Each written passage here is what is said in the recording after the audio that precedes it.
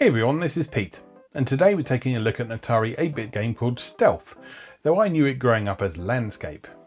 The reason for this is, as always, the fact that the copy we had been illicitly acquired from the local computer club, and was actually a leaked prototype version of the game with a few differences from the final product. It was fully playable, however, and I didn't learn of the existence of the full game until many years later. Stealth was a 1984 release from Broderbund software, developed by Tracy Legrone and Richard Sansom. It's a three-dimensional shoot-'em-up that unfolds from a third-person perspective behind your craft. This was a relatively unusual sight in the early 80s, since this type of perspective was still primarily associated with racing games, though there had been a few prior attempts, such as 1982's Buck Rogers' Planet of Zoom, which saw an Atari 8-bit port in 1983, and of course Atari's own Star Raiders featured three-dimensional first-person space combat as early as 1980. The game saw a mostly positive response on its original release, with Antic Magazine's Jack Powell praising the game in the publication's February 1985 issue for excellent graphics and sound that is better than usual for a Broderbund game. Could it be that this game was not originally designed for the squeaking Apple, referring to the significant number of Atari 8-bit games that were direct ports of Apple II titles at the time? Stealth is a welcome fix for the shoot 'em down in flames arcade freaks who have been wondering where the next serious laser zap would come from, Powell concluded. Reviewer Steve Panic was less enamoured with the game when he reviewed it for Analog Computing's June 1985 issue, however. He berated the game for its back-of-box teaser text acting as, in his words, a trap for the inattentive, as Stealth is only another blast 'em up that's a good 5 years behind the times. He described it as a very conservative and safe game with no surprises, concluding that it's a shame that a game with such nice graphics denies you equally fine playability. Stealth is fascinating the first time around, but you'll tire of it quickly. I'm with Powell in his review for Antic. I always loved this game, even though I was playing it in an unfinished form back in the day, and I've been looking forward to revisiting it. So let's go play Stealth. Okay, here we are with Stealth by Tracy Legrone and Richard E. Sansom. So, this is the full version of Stealth, which I never played as a kid. What we'll do today, we'll have a play of this, and then I'll show you the original Landscape as well, which is the prototype version that I was more familiar with as a kid. So, enemy obstacles, various things worth different amounts of points here, energy fields negative and positive, and volcanoes dormant or active. So, the aim in this game: fly your way through enemy lines and destroy the Dark Tower. Use the yellow energy fields as fuel. Right, starts to begin, and off we go. So your aim is to make it to the Dark Tower and not die as well. That's good. Let's try that again, shall we? So your aim is to get to the Dark Tower in the distance. You do that by flying towards it. And as you fly, there'll be various obstacles and enemies to deal with. And those light-coloured energy fields there, they will allow you to restore your energy. And you'll notice as you shoot, that costs you energy, and just moving costs you energy as well. So you need to top up your energy as you fly in order to stay standing, basically. Now, there are negative energy fields as well, which are dark red. Like that one over there. That will actually drain some of your energy, so you want to avoid those. And try not to crash into things.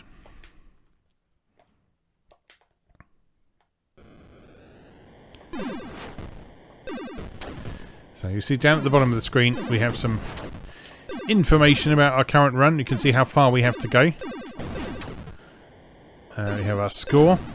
We have our energy level. We have a clock showing you how long we've been playing. Which I can't remember if there's like time bonuses or anything like that. And then of course we've got a number of lives as well.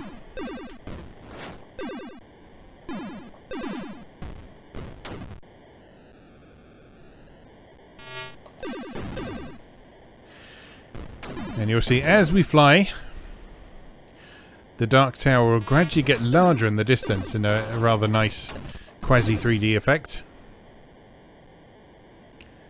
Until we're eventually at a range where we can blow it up.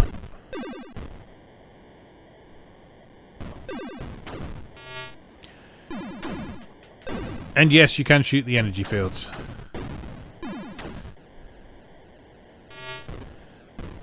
So you'll see our energy is actually getting a little bit low now.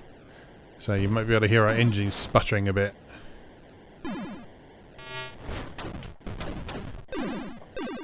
So in contrast to what some reviewers said about this game, which is that it was a fast action shooting mode, you actually want to be reasonably strategic about this game. Only fire when you know you're going to hit something. Don't just keep shooting all the time, because, well, it's going to use up all your energy, as you can see there. And try and stay on target. So obviously you want to shoot some stuff to get some points.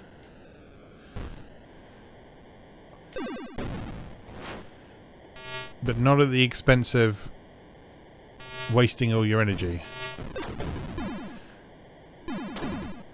So essentially I think the best strategy is to try and steer between the energy fields if you can. And slow down if you don't think you can reach one at full speed. And just shoot stuff that's in your way.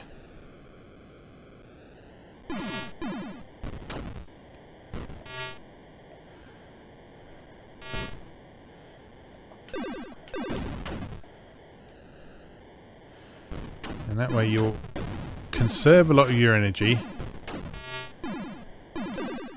You'll recover some of the energy that you take when you take damage.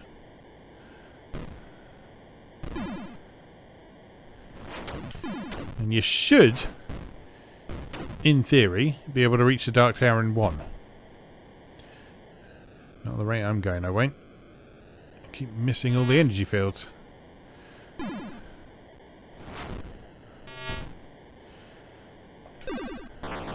So a bit of careful control on the throttle is useful as well, because as you can see, when you're moving quite slowly, you can turn and reach energy fields that are quite far off, whereas if you're going fast, it's very easy to overshoot them.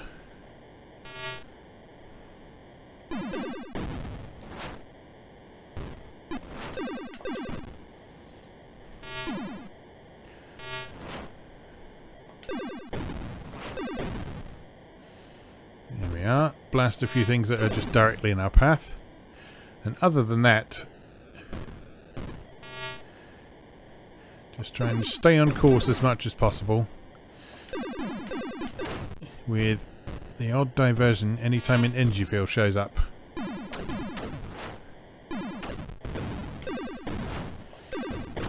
And that should sort us out good and proper.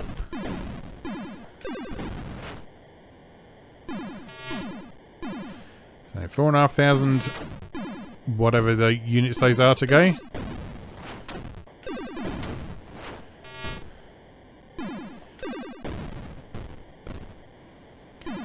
I believe in the manual they try and make out that it's miles, but that's ridiculous, so... But you can hopefully see how the Dark Tower is getting larger as we get close to it. It's a very simple effect. All it is just a black line that's just getting a little bit longer up the screen. But back when this was released, that was a surprisingly convincing 3D effect.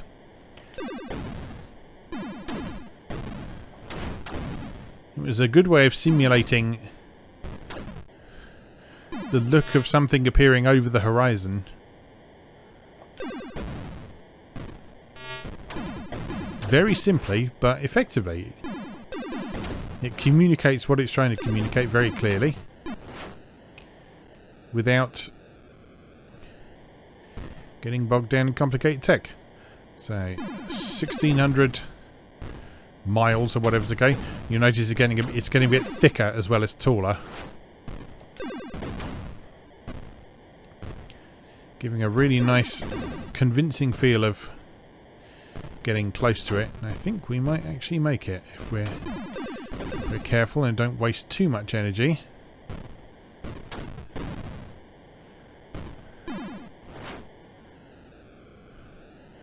Let's grab that just to try and be a bit safer. Oh no! I was so close to it as well. Oh, 200 things away from it. Never mind, we've got a full tank now. Right, and when you're at 0, you just fire a shot into the distance. And there goes the Dark Tower. Beautiful. Now advancing to level 2. Cumulative rating 21. So, okay, so I assume you get a better rating if you're quicker and score more points. But you've got to find that balance between... like I say, you've got to find that balance between managing your energy and scoring points.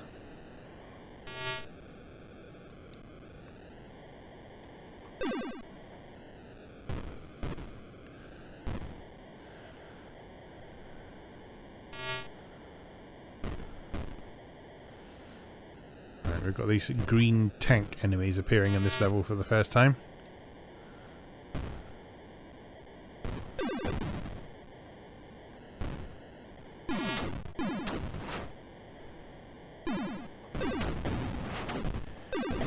I think the total distance we have to go is the same in this level. But I think there's just more stuff directly shooting at us in this one.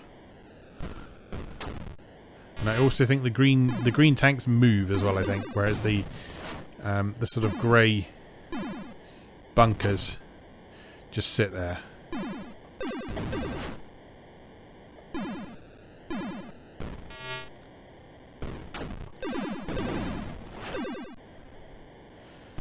It's okay, it's going alright.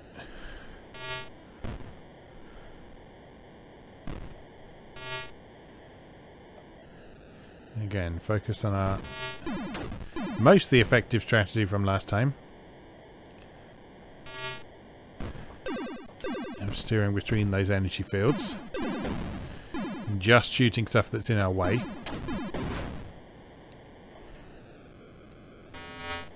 Oh, God. The negative energy fields take away a lot of energy. It took away like 300 energy there. That was nasty. Although we're fighting fit again. So the negative energy fields you can shoot.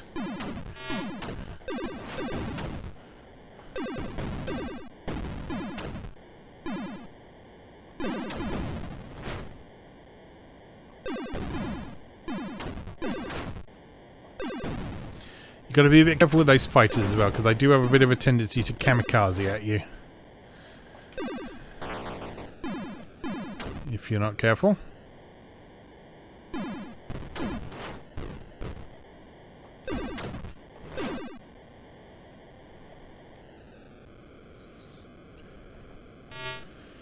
Alright, give me some of that sweet, sweet energy if you please. Oh, you do seem to get quite a bit more if you fly over them slowly. So I guess the longer you're over them, the more energy you get. That's worth noting. So it's a bit like River Raid in that sense. A bit like River Raid, because in that, the longer you spent over a tanker, the more fuel you get back.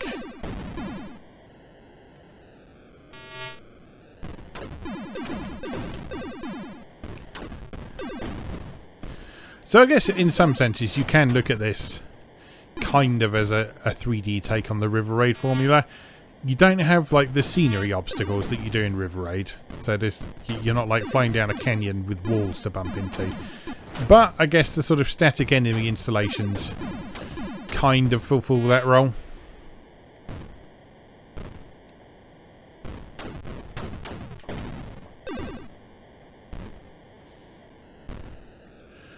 Right, so let's fly very slowly or miss it completely. That's good too.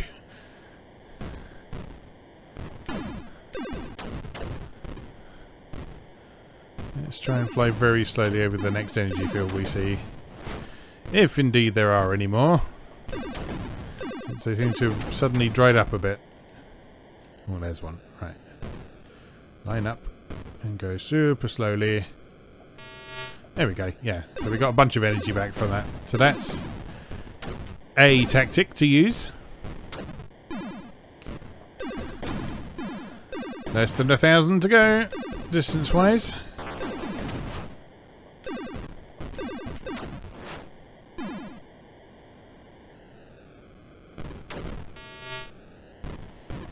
Maybe there's some randomization at play as well. It does seem we get more from some than others. Right.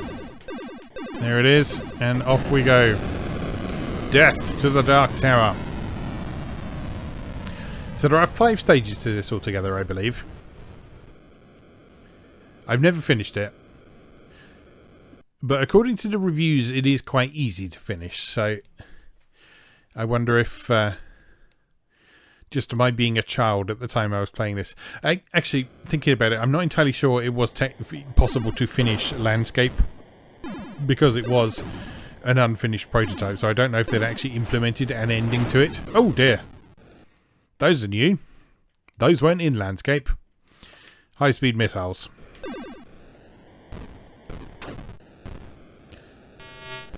So that's a new consideration, isn't it? How do we spot those?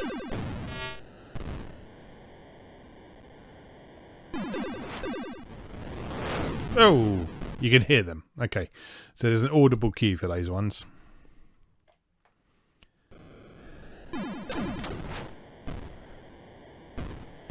But you do not have much time to respond to them.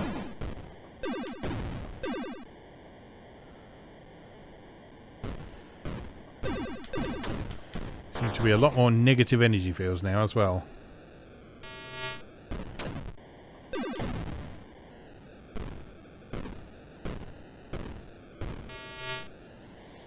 Alright, fully fueled.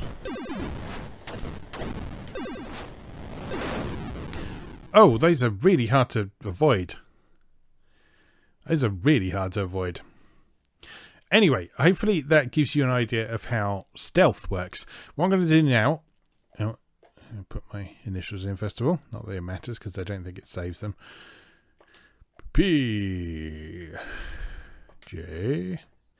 D. Right. Oh, it's interesting it doesn't... The high score isn't your score, it's your overall rating.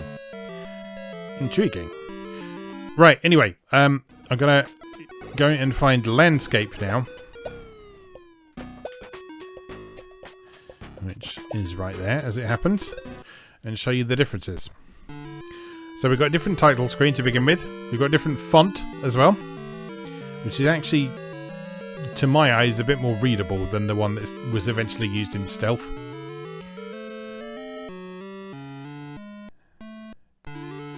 And we've got a slightly different lineup of things to deal with here. So we've got positive, neutral, and negative energy fields now. Enemy radar towers, fixed ground defense, mobile ground defense, and air defense are the obstacles in this one.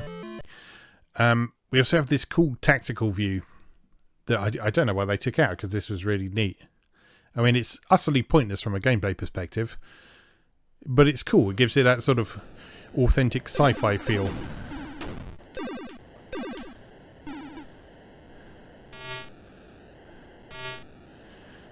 And you'll see that the screen display is a little bit different. So we don't have the clock anymore. We don't have our number of lives displayed on the screen.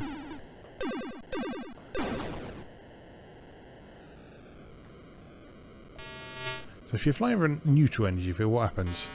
Oh, it does drain your energy.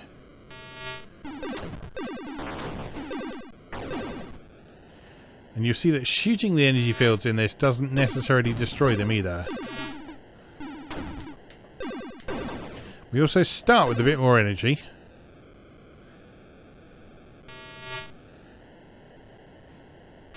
And we seem to be able to load up on a bit more energy as well. Because it was hard to get your energy over 2,000 in Stealth, as you may have noticed. But in this you seem to be able to stock up well over 3,000.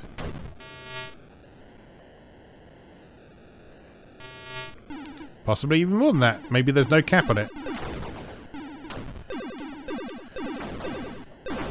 Either way, that should make getting to the Dark Tower pretty straightforward.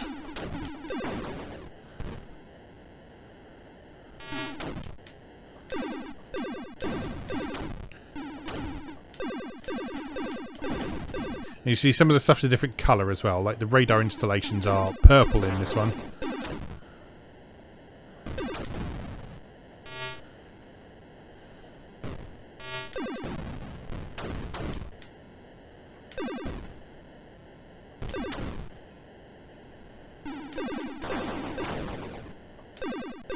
Oh, it also doesn't cost energy to shoot in this one either. So that means you can be a bit more trigger happy in this version.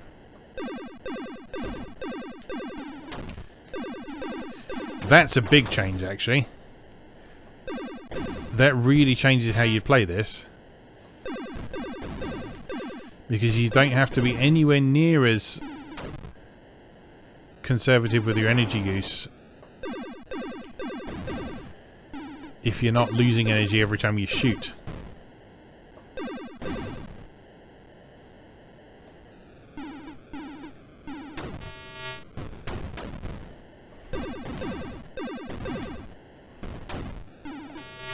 So yeah, I think that was probably a change for the better. Because it just makes the gameplay a little bit more interesting. It gives you more tension, higher stakes. Because yeah, we're not struggling at all for energy in this one. We're going to make it to the Dark Tower pretty comfortably at this rate.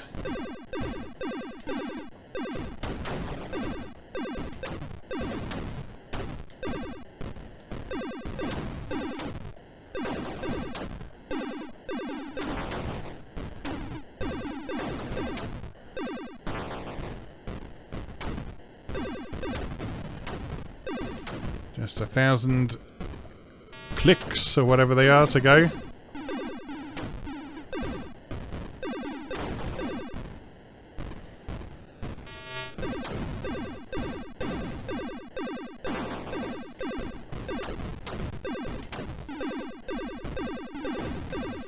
Yeah, that's interesting. I've actually never sat down and compared these two games before. But there are some notable differences, it seems. I think they're both worth playing. They're both good games. Oh, final score 10,800. Yeah, so there is only one level in Landscape as well. Whereas Stealth goes on for 5 levels in total.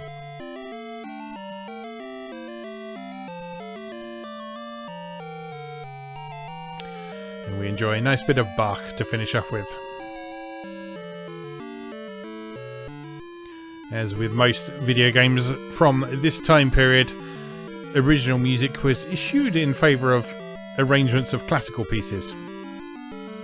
Which is fine, because I think this is actually a very nice arrangement of that piece of Bach. I think it's a harpsichord piece of some description. I forget exactly what it is, but it's yeah, it is Bach.